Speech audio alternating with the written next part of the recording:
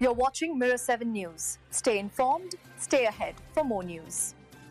It was another weekend in the Premier League where the biggest talking point wasn't the goals, the tactics, or even the managers' reactions.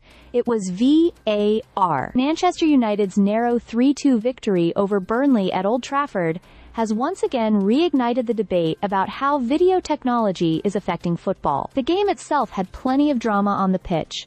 United twice took the lead, first through an unfortunate Josh Cullen own goal, and then with a well-taken strike from Brian McBemo. But Burnley refused to roll over, fighting back with goals from Lyle Foster and Jadon Anthony to make it 2-2 heading into stoppage time.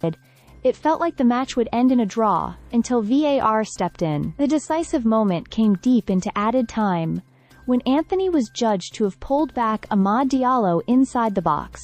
Referee Sam Barrett had initially waved play on, believing the contact started outside the area, but after a lengthy review on the pitchside monitor, prompted by VAR Stuart Atwell, he changed his decision and awarded United the penalty. Bruno Fernandes kept his composure, slotted it home, and Old Trafford erupted.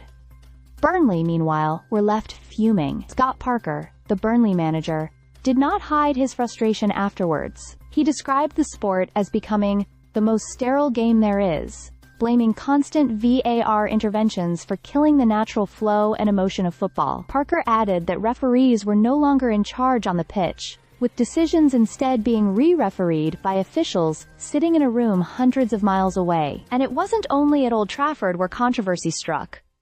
Earlier in the day, Fulham had two major decisions go against them in their 2-0 defeat at Chelsea. A goal from teenager Josh King was ruled out for what many saw as a very soft foul in the build-up, while a penalty was later awarded against Ryan Sessegnon for handball after a long VAR check. Fulham boss Marco Silva was furious, calling the disallowed goal unbelievable, and refusing to comment further to avoid punishment. The growing frustration isn't limited to managers.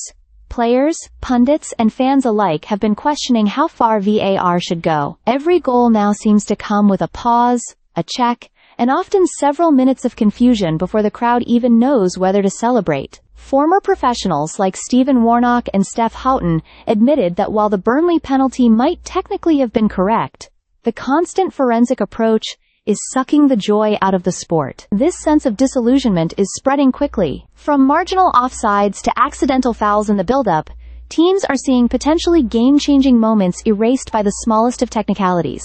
Many are calling for ex-players to be included in VAR rooms, arguing that referees alone cannot always grasp the flow and intent behind every action on the pitch. In the end, Manchester United celebrated a vital win, Burnley were left heartbroken, and fans across the country were left debating VAR once again. It was a reminder that in today's Premier League, the technology in the booth can feel just as decisive as the players on the pitch.